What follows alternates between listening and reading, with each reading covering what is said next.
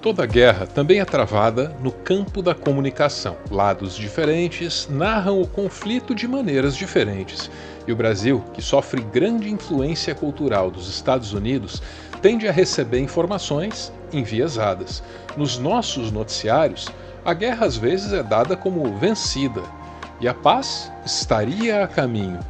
Donald Trump chegou hoje a declarar vitória e voltou a dizer que está trabalhando em um acordo de paz com o Irã. Mas enquanto o Jornal Nacional trazia essa notícia tranquilizadora, a TV iraniana exibia uma propaganda de gelar a espinha.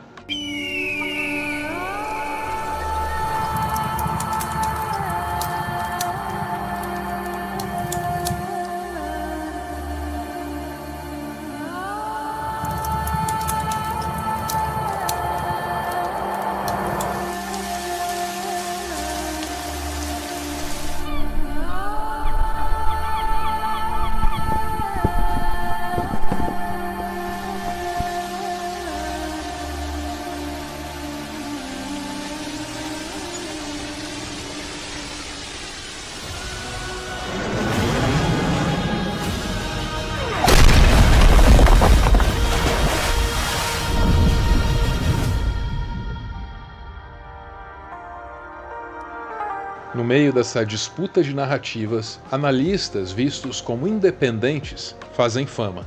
É o caso do chinês Zhang Xueqin. Se você realmente acredita que na próxima semana Donald Trump e o Irã vão chegar a um acordo de paz, se você acredita nisso, talvez em 5 ou 6 meses, tanto o Irã quanto os Estados Unidos vão se esgotar. A economia global vai sofrer demais. E então eles simplesmente vão parar a guerra e as coisas voltarão ao normal. Eu não sei o que te dizer, ok? Você está vivendo em um mundo de fantasia. Você precisa acordar e reconhecer que este é o fim do momento unipolar. Estamos caminhando para um novo mundo. E você pode escolher se adaptar a esse novo mundo ou vai morrer. É simples assim, certo? Eu sou o Arvro. Põe o canal do Arvro e tudo mais. E o meu objetivo aqui é dar uma olhada nessas previsões, entender quais delas fazem sentido e como o Brasil está enquadrado dentro desse cenário.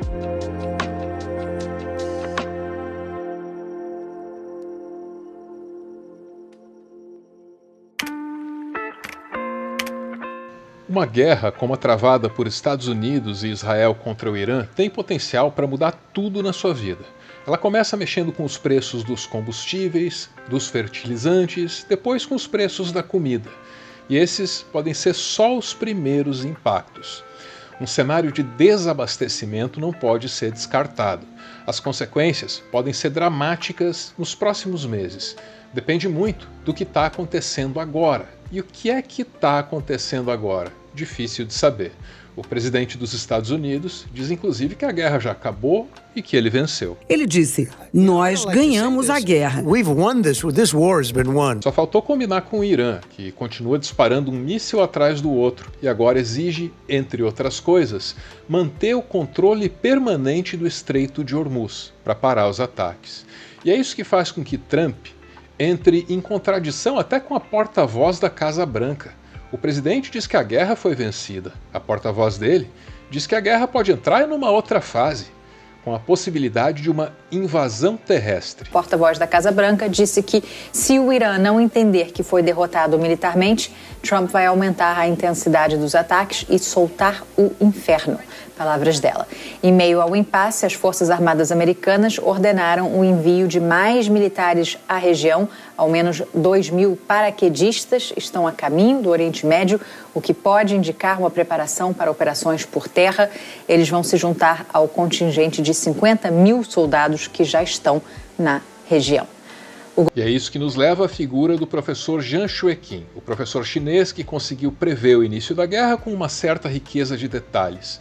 Ele vem dizendo há anos que a invasão por terra é inevitável, assim como uma posterior derrota dos Estados Unidos. Você acha que os Estados Unidos acabarão invadindo o Irã por terra? Já que está ficando relativamente claro que eles não conseguirão atingir o objetivo de mudança de regime, ou mesmo de colapso do regime usando apenas o poder aéreo, Certo. Então, todos dizem que a pior calamidade que poderia acontecer aos Estados Unidos seria o envio de tropas terrestres para o Irã. Ao mesmo tempo, os Estados Unidos estão empenhados na mudança de regime no Irã. Nunca tivemos um precedente na história em que foi possível mudar um regime apenas pelo ar. Você precisa de tropas terrestres. E, infelizmente, o que vai acontecer nos próximos meses é isso. E segundo ele, uma derrota dos Estados Unidos no Irã iniciaria uma nova fase da história da humanidade, o que a longo prazo levaria o mundo ao domínio de Israel, aplicado principalmente sobre os países do Ocidente. Só que até lá, esse planeta enfrentaria uma crise 100 vezes pior que a Grande Depressão do século passado, com fome generalizada. Se você tem problemas de segurança alimentar, está enfrentando um problema enorme. Porque, novamente, imagine o pior cenário possível. E, mais uma vez, preciso dizer isso, mas se você não está na Zona Verde, deveria estar preocupado agora. É algo em que os líderes nacionais do mundo precisam começar a pensar agora mesmo. Escassez de alimentos. E, por fim, a escassez iniciaria outras guerras e outros horrores. Guerras por recursos são algo muito sério, ok? Fomes, genocídios, escravidão. É fato que o professor Zhang já acertou antes. Ele antecipou que Trump teria um segundo mandato e que esse segundo mandato seria marcado por uma guerra contra o Irã. Ainda assim, muita gente desconfia que as previsões dele possam continuar se confirmando. Uns desconfiam porque têm a certeza de que o poder dos Estados Unidos é grande demais para ser derrotado pelo Irã. E tem um vídeo que está rodando aí na internet que é um chinês que faz uma análise, o Trump vai ganhar a eleição, o Trump vai iniciar a guerra com o Irã, e eu já recebi esse vídeo de várias pessoas perguntando se isso é real. E a terceira previsão desse chinês é o Trump vai perder a guerra no Irã. Não, os Estados Unidos já ganhou a guerra. Não tem como perder a guerra. Outros desconfiam das previsões de Zhang porque ele usa um método meio exótico, que considera religião e escatologia. Outro ponto importante de convergência é a guerra de Gog e Magog. Na verdade, a gente não sabe o que é isso, mas essa guerra supostamente será a guerra final antes do retorno de Deus, antes do fim da história, antes do fim do mundo, certo? Que tipo de guerra é essa? Ainda não sabemos. O argumento de Zhang para usar a escatologia como base é que, embora uma boa parte do público considere isso inválido, talvez uma bobagem, muitos tomadores de decisão levam esses temas a sério, especialmente em Israel.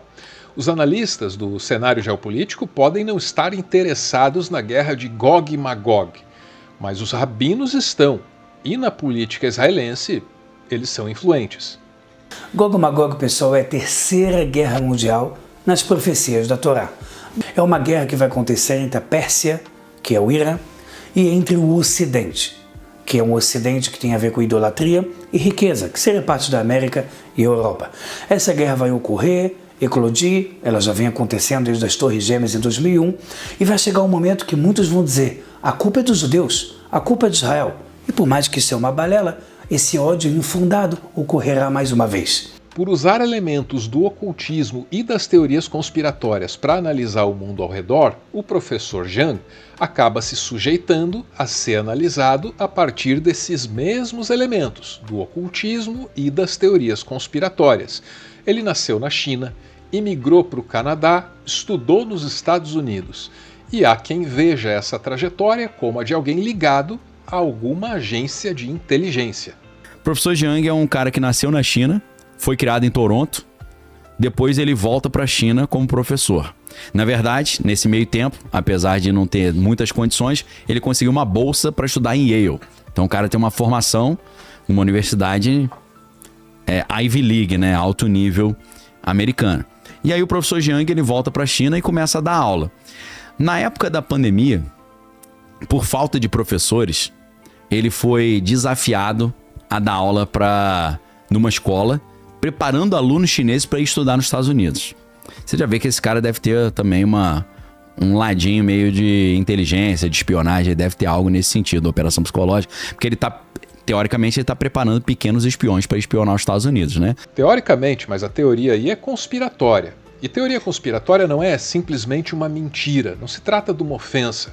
Teoria conspiratória é supor relações causais, com ou sem evidências, entre diferentes fatos. Nesse caso, a relação é simples. O fato é que Jiang leciona para alunos chineses interessados em estudar nos Estados Unidos. A suposição é a de que ele faça isso a mando da inteligência chinesa. Outras teorias conspiratórias enxergam em Jiang um agente da CIA. Também há quem acredite que ele pertence a uma sociedade secreta chamada Skull and Bones, que reúne ex-alunos, muitas vezes muito poderosos, de Yale, universidade em que ele de fato estudou.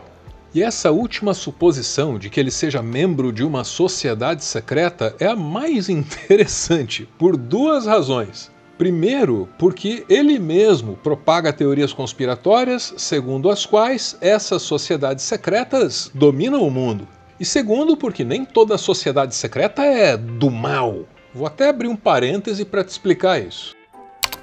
Sociedades secretas são organizações fechadas que têm rituais, objetivos e membros completamente desconhecidos do público geral. Essas sociedades dominam as teorias conspiratórias porque o segredo inerente a esses grupos acaba criando um vácuo de informação. E aí as pessoas olham para isso com medo e com muita imaginação também. Como essas sociedades operam nas sombras, muitas vezes elas podem incluir figuras influentes, e aí fica fácil culpar as sociedades secretas por determinados eventos mundiais complexos. Assim, a falta de transparência se transforma numa prova de que existe um controle oculto sobre o mundo. Considerando tudo isso, eu te pergunto, você aceitaria um convite para participar de uma sociedade secreta? Porque eu tenho um convite mais ou menos nessa linha. É a página de Outlet da Insider, que só é conhecida por alguns poucos iniciados na arte dos descontos ocultos. Aqui não tem ritual esquisito, nem manipulação social. O que tem é desconto e desconto dos bons. Tem peças com até 60% de desconto e nem é tão difícil de achar. Olha aí, a camiseta Boxy In Lounge para as mulheres, 60% de desconto. Dá uma olhada na página do Outlet da Insider, porque você pode encontrar outras ofertas diferentes dessas que eu mostrei e até mais interessantes para você. Pô, desconto de até 60%. Para acessar, usa o link raro e precioso, que está fixado ali no topo da caixa de comentários. Muito obrigado, Insider. E agora, de volta ao nosso tema principal. Nas previsões do professor Jiang, a guerra contra o Irã marca não apenas a derrocada final dos Estados Unidos, mas também o fim do que ele chama de a era do petróleo barato. Qual o sistema operacional do seu PC? Petróleo. E essa câmera me filmando é feita de quê? Petróleo. Esta caneta? Petróleo. Essa roupa? Petróleo. O remédio que você toma? Petróleo. Os alimentos que você consome provêm de fertilizantes, que por sua vez são derivados do petróleo. Basicamente tudo o que há nesta sala. Tudo no mundo é baseado em petróleo barato. Toda a economia global, a principal base é o petróleo barato. Então, o que acontece em um mundo onde o petróleo é barato para nós? Bem, agora você precisa de um enorme reequilíbrio no mundo, certo? Na visão dele, com o fim da era do petróleo barato, nenhum tipo de energia poderia ser desconsiderado. E é aqui que a coisa começa a ficar sinistra. Durante a maior parte da história da humanidade, os humanos foram a energia barata. Se você não tiver acesso a petróleo barato, então você vai escravizar seres humanos. Tudo bem? Esse não é um futuro bonito, mas é um futuro que pode acontecer e você precisa se preparar mentalmente para essa possibilidade, certo? E o fim do petróleo barato, segundo ele, impulsionaria 5 macrotendências, todas muito dramáticas e de consequências muito negativas. Vocês verão um colapso da democracia e da liberdade nessas nações. E já estamos vendo isso acontecer nos Estados Unidos, onde Trump está usando cada vez mais o exército para resolver questões. Então essa é a primeira previsão. E isso vai acontecer em todo o mundo ocidental. A segunda coisa é o colapso econômico. Assim, à medida que as pessoas têm cada vez menos direito de se expressar, sentem-se menos envolvidas com o sistema e menos dispostas a trabalhar. Portanto, ocorre o colapso econômico. As pessoas não acreditam mais no sistema. O sistema está em crise. Isso vai levar à imigração. O governo pensa, sabe de uma coisa? Se o povo não quer trabalhar, que se dane. Vamos trazer imigrantes para fazer o trabalho. Isto é, vamos substituir nossa população. Mas o povo não vai ficar de braços cruzados aceitando isso, certo? Isso leva à guerra civil. Agora as pessoas estão se matando nas ruas e o governo pensa, sabe de uma coisa? Se continuarmos deixando eles brigarem, eventualmente eles vão vir atrás da gente. Então, o que vamos fazer é mandá-los para essas guerras idiotas e sem sentido no exterior. Então agora você tem guerras idiotas, guerras estrangeiras idiotas. E essas são minhas 5 previsões para o mundo nos próximos 5, 10, 20 anos. Europa e América verão menos liberdade e democracia. Suas economias vão colapsar, haverá aumento da imigração, conflito civil e, por fim, guerras estrangeiras idiotas. E não estou dizendo que isso acontece em sequência. Estou dizendo que vocês verão as 5 coisas, certo? Mudanças nessa escala só viriam ao longo dos anos, e isso se de fato viessem. Sobre os problemas do futuro, há dúvidas, mas sobre os problemas do presente, já há um elevado grau de certeza. A guerra já faz aumentar o preço dos combustíveis no Brasil. E tem um agravante. A BR Distribuidora, que era pública, foi privatizada, trocou de nome, virou a Vibra. Se essa empresa ainda fosse pública, o governo poderia usá-la para segurar os preços. Mas como ela foi privatizada, ela está fazendo justamente o contrário. Foi até autuada por usar a guerra como uma desculpa para praticar preços abusivos. Quem diria que uma distribuidora que foi privatizada iria pensar no seu lucro acima de qualquer coisa e aumentar muito acima o preço do combustível do que aumentou o seu custo. Quem poderia imaginar que isso poderia acontecer em algum momento? O caso dos fertilizantes é até mais grave.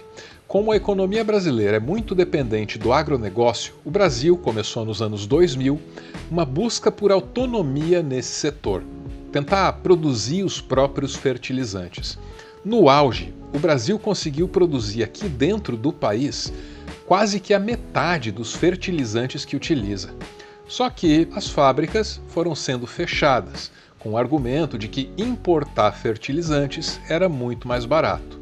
Resultado, hoje o Brasil precisa comprar de fora 85% dos fertilizantes que o agronegócio consome. Acontece que agora, com a guerra, está difícil encontrar quem queira vender fertilizantes. A Rússia decidiu suspender por um mês as exportações de um dos principais fertilizantes do mundo, o nitrato de amônio. Se está ficando mais difícil comprar o fertilizante da Rússia, daria para recorrer à China.